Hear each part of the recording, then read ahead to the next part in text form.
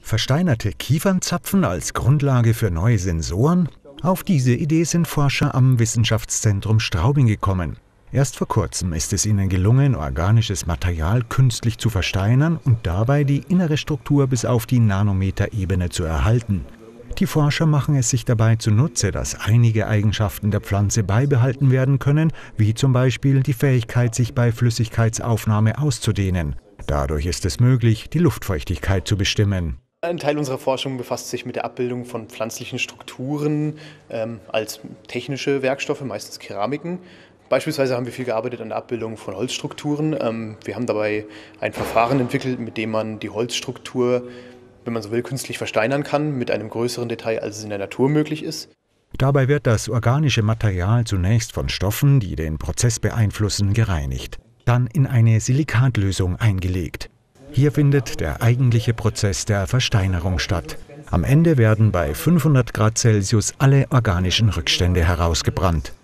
Etwas, wo wir gesagt haben, okay, wenn wir das umwandeln könnten oder künstlich versteinern könnten unter Beibehalt der kompletten Struktur, dann wäre das eben ein Material, was hoffentlich auch die gleichen Bewegungseigenschaften zeigt wie das Original. Also haben wir unser Verfahren angewandt und waren in der Lage, komplett versteinerte Tannenzapfen zu erhalten. Das heißt, das ist jetzt das, was man hier auf dem Bild sieht, ist ein Silikamaterial, das überhaupt keine Organik mehr enthält, kein Kohlenstoff, sondern reines SiO2.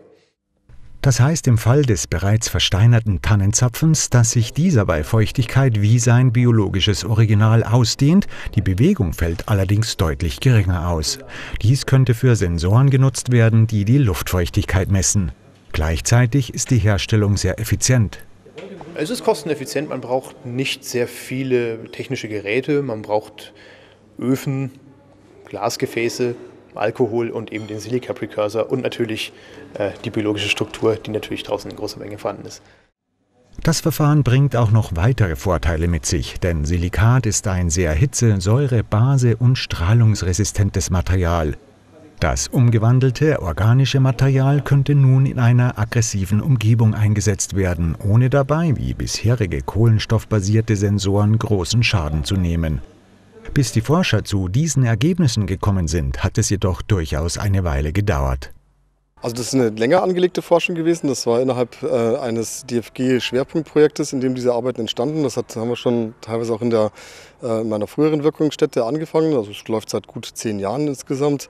Und die Forschung, die jetzt herausgekommen ist, ist das Ergebnis einer internationalen Kooperation mit einer österreichischen Arbeitsgruppe von der Montana-Universität Leoben und dem Max-Planck-Forschungsinstitut für Kolloid- und Grenzflächenforschung in Potsdam.